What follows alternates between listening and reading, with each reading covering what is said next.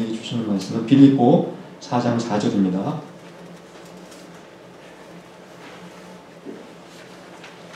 네, 한 절입니다. 우리 함께 일어나셔서 같이 봉독하도록 하겠습니다. 빌립보 4장 4절 주보 뒷면에도 있습니다. 함께 읽겠습니다. 시작. 주 안에서 항상 기뻐하라. 내가 다시 말하노니 기뻐하라. 아멘. 네, 앉아주시겠습니다. 아마 한국이 1997년 그 IMF를 만나서 국가적인 큰 어려움을 경험한 적이 있었습니다. 국가적으로 굉장히 위기였고 또 슬픔에 잠겨 있었지만 그 당시에 미국에서 활동하던 또 여러 운동선수들이 활약하면서 그나마 위로와 또 국민들에게 기쁨을 선사했던 그런 적이 있었습니다. 대표적인 사람들 한번 제가 사진 잠깐 보여드릴까요? 앞에 제가 한번 우리에게 기쁨을 주었던 사람들을 한번 쭉 사진들을 찾아보았습니다. 그 당시 그 박세리 선수 그리고 골프 선수, 그다음에 이제 박찬호와 같은 야구 선수들이 미국에서 크게 활약하면서 국민적인 큰 그 기쁨을 가져다 주었던 적이 기억이 납니다. 또 2002년도에는 월드컵 축구 경기가 4강까지 올라가면서 국민들이 크게 환호하고 기뻐했던 그런 기억이 납니다. 요즘에는 그 청년 20세 이하의 그 월드컵에서 준우승까지 했던 그 팀의 이강인 선수와 같은 또 놀라운 그런 재능 있는 선수 때문에 또 손흥민 같은 선수 또 요즘 미국에서는 유현진 같은 선수 때문에 저희가 또 어려움 속에서도 또 기쁨을 경험하고 있는 것 같습니다. 아마 대한민국 역사 속에서 그럼에도 불구하고 최고의 기쁨의 순간은 언제였다고 생각이 되십니까? 아마 그것은 1948년에 대한민국이 일제 식민지에서 벗어나 해방되었던 아마 그 순간이 아니었을까 그렇게 생각을 하게 됩니다. 저희들이 그 당시 태어나지 않았기 때문에 그 기쁨을 잘 느낄 수 없지만 아마 그 당시에 있었던 분들의 입장에서는 어마어마한 큰 기쁨이었을 것이라고 생각이 듭니다.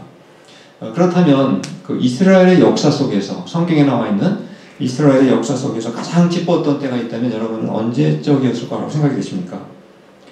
우리나라는 36년 동안 그 지배를 받았지만 이스라엘의 경우에는 36년이 아니라 400년 동안 애굽의 종으로 그렇게 살다가 애굽으로부터 해방을 받았습니다. 그러니 그날은 어마어마하게 기쁜 날이었을 것입니다. 또한 이스라엘 백성들이 애굽에서 해방이 되었을 뿐만 아니라 어떤 기적을 체험했습니까? 홍해 바다가 갈라지는 놀라운 기적을 경험하면서 그들은 놀라운 구원의 감격과 기쁨을 이루 말할 수 없이 경험할 수가 있었습니다. 이스라엘 백성들이 애굽에서 탈출하고 홍해를 건넌 후에 처음으로 기록한 기쁨의 노래가 있습니다. 우리가 오늘도 찬양을 했지만 이스라엘 백성들의 역사 속에서 최초의 기쁨의 시가 바로 출애굽기 15장에 기록이 되어 있습니다. 그 내용을 제가 한번 잠깐 읽어드리도록 하겠습니다. 여호와는 나의 힘이요 노래시며 나의 구원이시로다. 그는 나의 하나님이시니 내가 그를 찬송할 것이요 내 아버지 하나님이시니 내가 그를 높이리로다. 이 시의 내용은 우리가 언뜻 보기에는 시편에서 많이 읽었던 내용 같습니다. 주로 누가 이러한 내용의 시를 많이 기록했습니까? 다윗입니다. 다윗이 기록한 많은 시들을 보시면 이러한 내용이 굉장히 많이 기록이 되어 있는데 실제로 이러한 내용을 최초로 노래한 사람은 다윗이 아니었고 바로 애굽에서 탈출하고 해방을 받은 이스라엘 민족이었다는 사실을 우리가 발견을 하게 됩니다. 그래서 이스라엘 백성들은 홍해가 갈라지는 기적을 체험하고 애굽에서 탈출한 이후에 악기를 연주하고 노래하고 춤을 추면서 하나님을 기쁨으로 찬양했습니다. 그런데 아쉽게도 이러한 기쁨과 그러한 그 춤과 노래로 크게 기뻐했던 이스라엘 백성들의 그 기쁨은 그렇게 오래가지를 못했습니다. 여러분이 그러한 기적을 체험했다면 여러분들은 얼마 동안이나 그 기쁨을 유지할 수가 있겠습니까? 한 1년 정도는 유지가 되지 않겠습니까? 아니면 뭐 6개월, 아무리 짧아도 3개월 정도 우리가 기뻐하지 않을지 모르겠습니다. 그러나 이스라엘 백성들은 3개월이 아니었습니다. 우리가 한번 출애굽기 15장 22절로 24절에 있는 말씀을 통해서 유대인들이 이스라엘 백성들이 얼마나 기뻐했는지 얼마 동안이나 그 기쁨이 유지가 되었는지 한번 읽어보겠습니다. 모세가 홍해에서 이스라엘 백성을 인도하며 그들이 나와서 수로 광야로 들어가서 거기서 사흘길을 걸었으나 물을 얻지 못하고 백성이 모세에게 원망하여 이르되. 이스라엘 백성이 홍해가 갈라지는 놀라운 기적을 체험했는데, 그때 춤과 노래로 해방의 기쁨을 표현했는데 그 기쁨이 얼마나 지속되었다고 했습니까? 1년도 아니고 6개월도 아니고 3개월도 아니고 단 3일밖에는 지속되지 않았다는 사실입니다. 바로 3일 만에 그들의 기쁨이 원망으로 변했습니다. 하나님은 그런데 그들의 원망하는 모습을 보시면서 바로 책망하거나 심판하지 않으셨습니다. 아마 아직도 이제 믿음이 갓 출발했기 때문에 하나님께서는 그들에게 오히려 은혜를 베푸시는 것을 기억하게 됩니다. 바로 출애굽기 15장 25절을 보시면 한번 보시겠습니다. 모세가 여호와께 부르짖었더니 여호와께서 그에게 한 나무를 가리키시니 그가 물에 던지니 물이 달게 되었더라. 이스라엘 백성이 목말라 했지만 그러다 물론 물을 발견했습니다만 그 물이 써서 마실 수가 없었습니다. 그때 하나님께 부르짖어 기도했을 때 하나님께서 그 물을 달게 만들어 주셔서 이스라엘 백성들이 그 목마름을 해결할 수가 있었습니다. 하나님은 이렇게 비록 그들이 원망했지만 은혜를 베풀어 주셨다는 사실을 발견을 하게 됩니다. 아마 이때 이스라엘 백성들이 굉장히 부끄러웠을 것 같습니다. 단 3일 전만 해도 하나님께서 홍해바다가 갈라지는 놀라운 기적을 행하셨는데 그 3일을 못 참고 하나님 앞에 원망했던 자신들의 모습이 얼마나 부끄러웠겠습니까? 아마 그래서 이스라엘 백성들은 자신들의 부끄러운 모습을 회개하고 하나님께 용서를 구하면서 다시는 원망하지 않겠다라고 아마 고백을 했을지도 모를 것 같습니다. 그리고 이스라엘 백성들은 이제 다시 그 과거에 며칠 전에 그 구원의 기쁨, 홍해가 갈라지는 놀라운 그 기적의 기쁨을 다시 한번 회복하고 다시 이제 광야길을 걷기 시작을 했습니다. 그리고 또 시간이 흘렀습니다. 그러나 결국 그들의 구원의 기쁨은 역시 또다시 오래가지를 못했습니다. 얼마나 그것이 지속이 되었는지 출애굽기 16장 1절로 3절 말씀을 제가 한번 읽어드리도록 하겠습니다. 애굽에서 나온 후 둘째 달 15일이라 이스라엘 자손 온 회중이 그 광야에서 모세와 아론을 원망하여 이스라엘 자손이 그들에게 이르되 우리가 애굽 땅에서 고기 가마 곁에 앉아 있던 때와 떡을 배불리 먹던 때에 여호와의 손에 죽었더라면 좋았을 것을 너희가 이 광야로 우리를 인도해 내어 이 온 회중이 죽여 죽게 하는도다. 이스라엘 백성들이 애굽으로 나온 지 이제 얼마나 되었다고 했습니까? 둘째 달 15일이니까 대략 한 45일 정도가 지났다는 것을 알 수가 있습니다. 45일이 지나자 또다시 그들에게 원망이 쏟아져 나오기 시작했다는 것을 말씀하고 있습니다. 이번에는 왜 원망했습니까? 물이 부족해서 원망한 것이 아니라 고기 맛을 못 보아서 고기 맛을 못 봤기 때문에 원망하기 시작했다, 이렇게 말씀을 하고 있습니다. 이제는 그 원망의 내용과 성격이 바뀌고 있는 것을 알게 됩니다. 그런데 이스라엘 백성들이 단순히 고기 맛을 못 봤기 때문에 원망한 것은 아니었습니다. 자세히 말씀을 보시면 원망의 그 본질이 무엇입니까? 애굽에서 해방을 받은 것 그 자체를, 구원받은 것 그 자체를 지금 원망하고 있다는 것을 발견하게 됩니다. 왜 우리를 구태여 애굽에서 인도해내가지고 이 광야에서 굶어 죽게 만드느냐, 이것이 그들의 원망의 내용이었습니다. 광야에서 이렇게 불편하게 가난하게 사는 것보단 차라리 애굽으로 돌아가서 애굽에서 종살이하면서 배불리 먹는 게 차라리 낫겠다, 이러한 불평을 늘어놓기 시작을 했던 것입니다. 이제는 원망의 그 차원이 바뀐 것입니다. 단순히 의식주가 불편했기 때문이 아니라, 모자랐기 때문이 아니라 바로 그 차원이 이제는 새롭게 바뀌었다는 것을 발견할 수가 있게 됩니다. 이번에 이들이 한 원망의 내용은 마치 자녀가 엄마 아빠한테 대들면서 왜 나를 낳아서 이 고생을 하게 만듭니까? 라고 원망하는 것과 거의 같다고 볼 수가 있는 것입니다. 이렇게 이스라엘 백성들이 광야 생활을 하면서 금방이라도 굶어 죽을 것처럼 하나님을 원망했지만 그들이 이제 광야 40년을 마칠 때쯤 되었을 때 과거를 회상하면서 그들이 어떻게 고백했는지 기억나십니까? 그들이 40년 동안 정말 다 굶어 죽을 줄 알고 다 비참하게 될 줄 알았는데 40년 후에 되돌아보니까 단 한 사람도 굶어 죽지 않았고 단 한 사람도 옷이 낡아지지 않았고 신발이 헤어지지 않았다, 이러한 고백을 하는 것을 우리가 신명기를 나중에 읽어보시면 확인할 수가 있게 됩니다. 그들은 40년 동안 걱정 안 해도 될 걱정을 하면서 원망하면서 살았다는 사실을 우리가 발견을 하게 되는 것입니다. 우리가 이렇게 이스라엘 백성들의 광야 생활을 살펴보면서 우리가 어떤 것을 깨달을 수가 있는 것 같습니까? 우리가 하나님의 은혜를 받고 놀라운 구원의 능력, 기적을 경험했다 할지라도 그 기쁨을 계속해서 유지한다는 것은 결코 쉽지 않구나 하는 것을 우리가 발견할 수가 있게 되는 것입니다. 왜 그렇습니까? 우리가 비록 하나님의 구원의 은혜를 경험했다 할지라도 당장에 현실 생활의 어려움과 불편함을 우리가 맞이하게 되면 우리는 그 과거의 기쁨을 너무나 쉽게 망각하고 잊어버릴 때가 많다는 사실입니다. 다른 말로 하면 우리는 환경의 지배를 너무나 잘 받는다는 것입니다. 그렇다면 진정한 믿음은 어떤 믿음이겠습니까?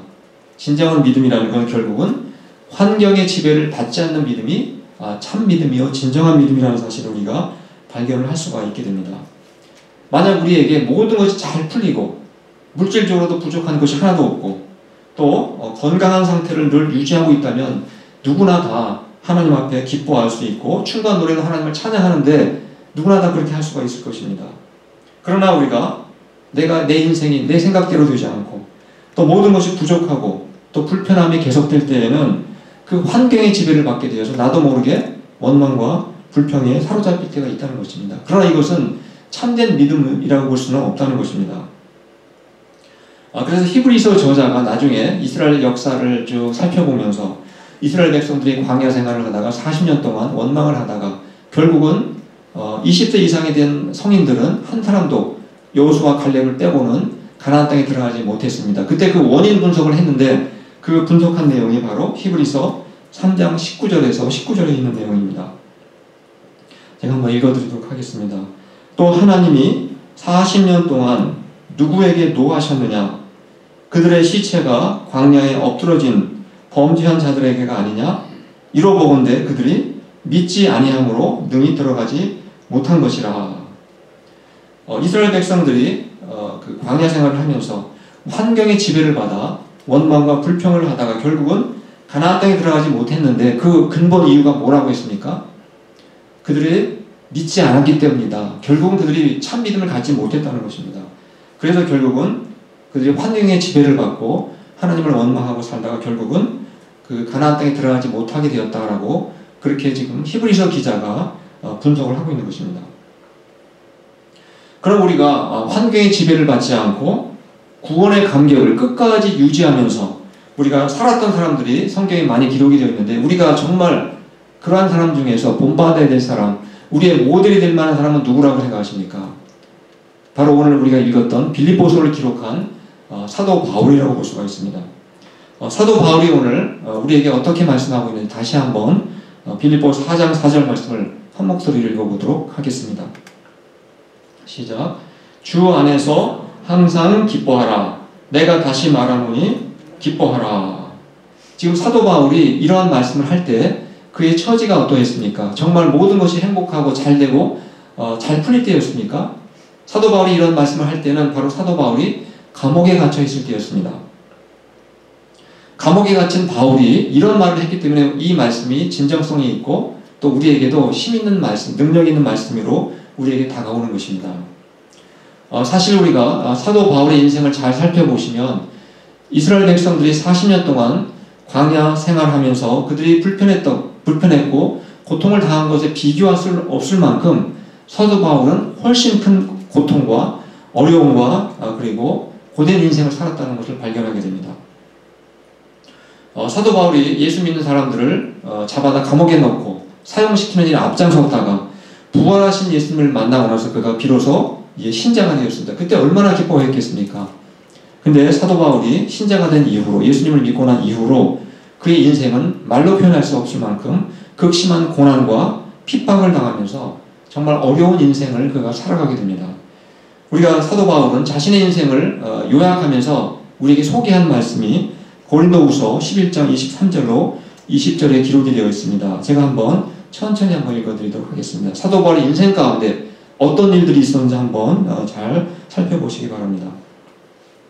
내가 수고를 넘치도록 하고 옥에 갇히기도 더 많이 하고 매도 수없이 맞고 여러 번 죽을 뻔하였으니 유대인들에게 40에 하나 감한 매를 5번 맞았으며 3번 태장으로 맞고 1번 돌로 맞고 3번 파선하고 일주야를 깊은 바다에서 지냈으며 여러 번 여행하면서 강의 위험과 강도의 위험과 동족의 위험과 이방인의 위험과 시내의 위험과 광야의 위험과 바다의 위험과 거짓 형제 중의 위험을 당하고 또 수고하며 애쓰고 여러 번 자지 못하고 줄이며 목마르고 여러 번 굶고 춥고 헐벗었노라.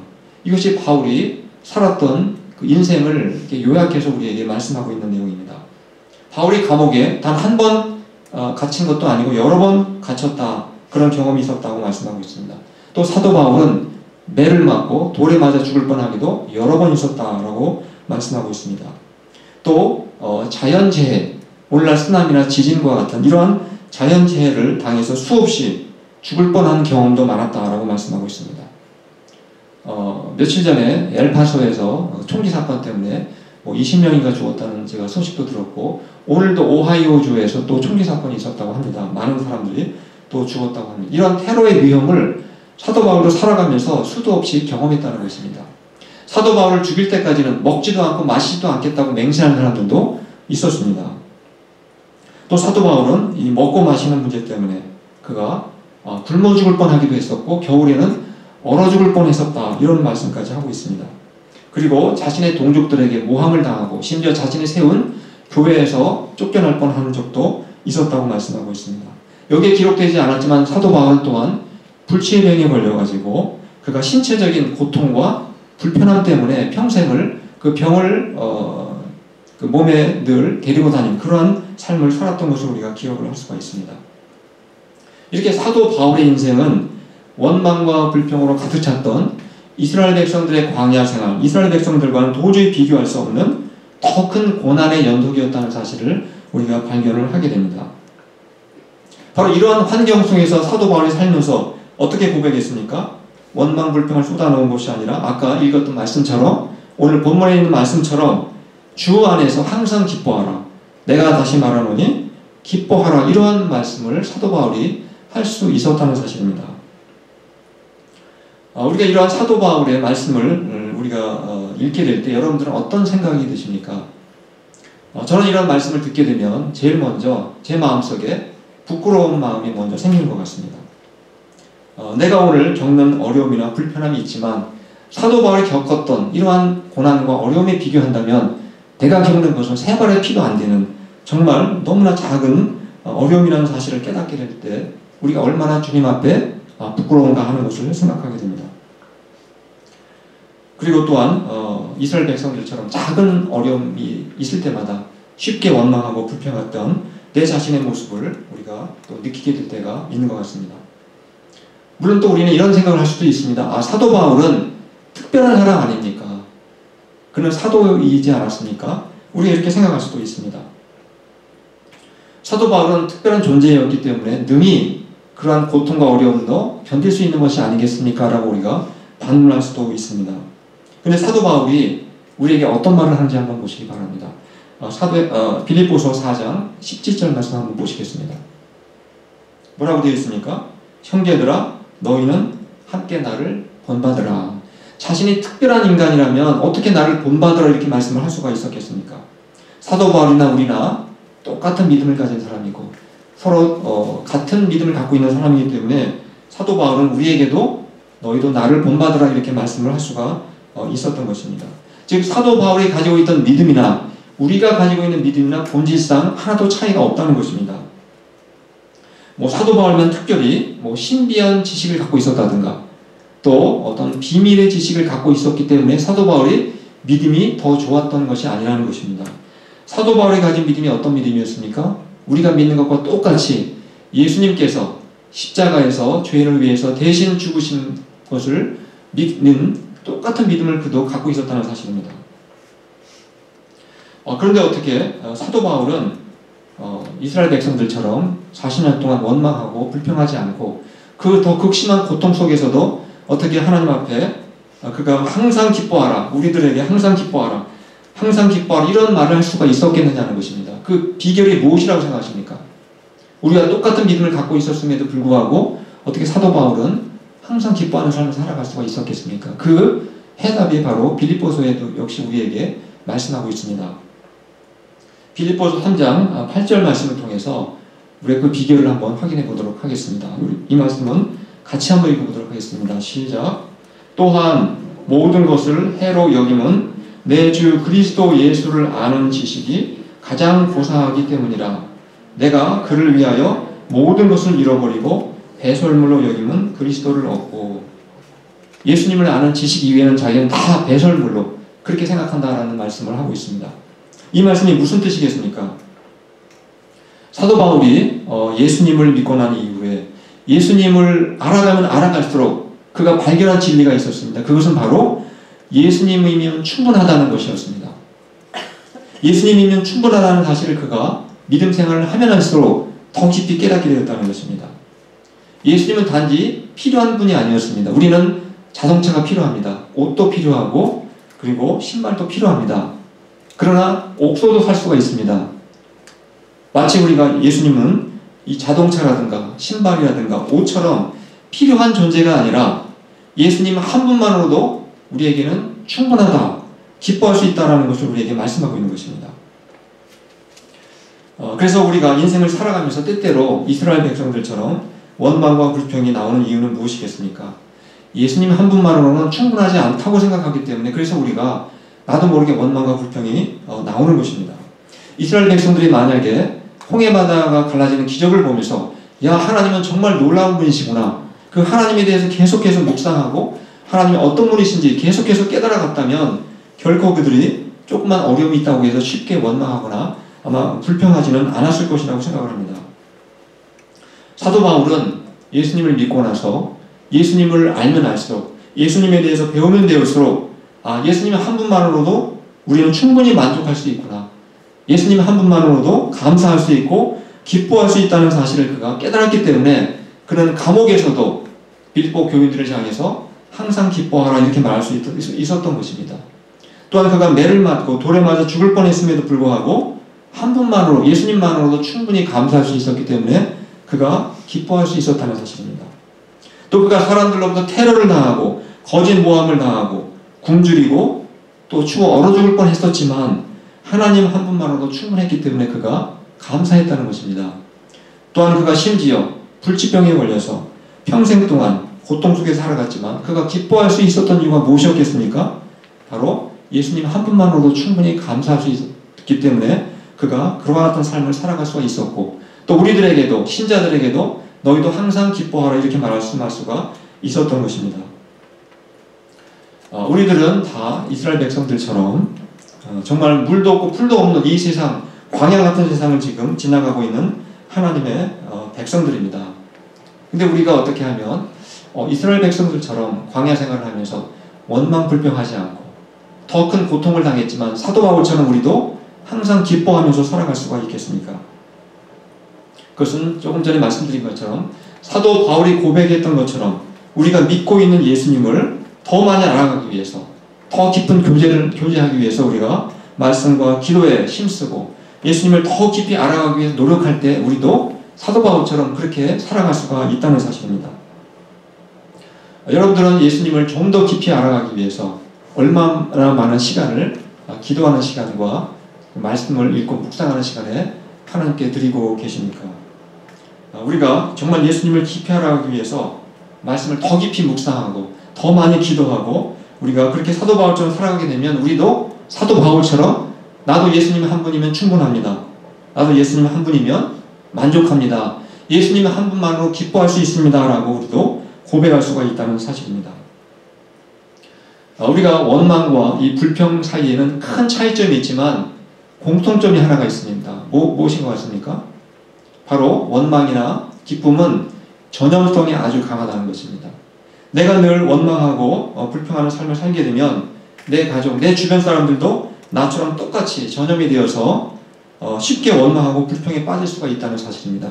반면에 내가 늘 주님 앞에서 기뻐하는 삶을 살아가게 되면 내 주변에서 정말 낙심하고 또 근심하고 절망에 빠진 내 가족이나 이웃들이 나 때문에 그들도 힘을 얻고 믿음을 회복하고 기쁨을 누리며 살아갈 수가 있게 된다는 사실입니다.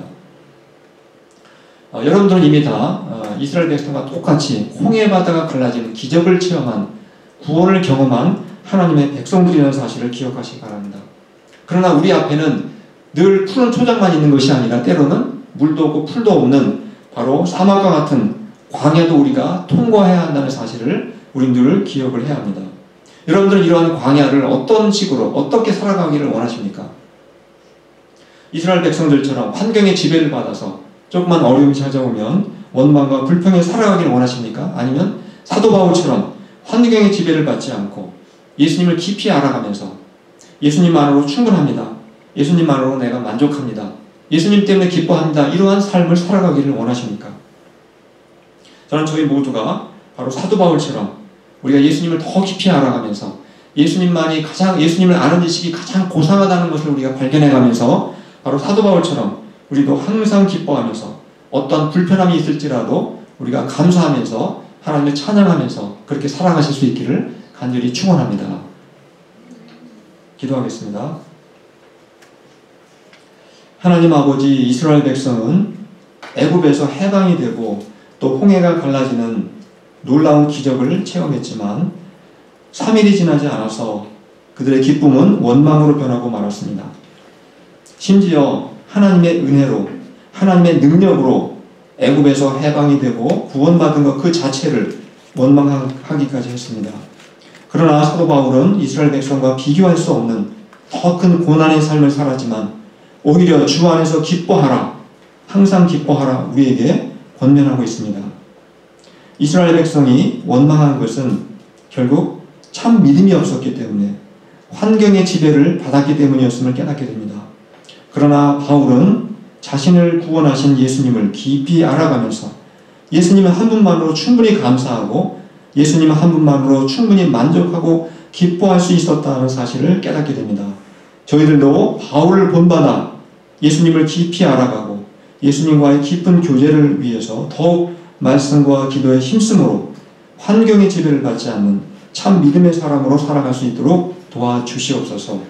그리고 그러한 삶을 통해서 내 주변에 근심하고 또 낙심하는 가족이나 형제나 이웃들이 저희들을 통해서 참 기쁨을 회복할 수 있도록 도와주시옵소서. 오늘도 저희에게 물질과 시간과 은사를 선물로 주신 주님께 감사드립니다. 주님이 주신 선물을 우리의 형제와 이웃들과 함께 기쁨을 나누는 일에 귀하게 사용하며 살게 하여 주시옵소서. 예수님의 이름으로 감사하며 기도합니다. 아멘.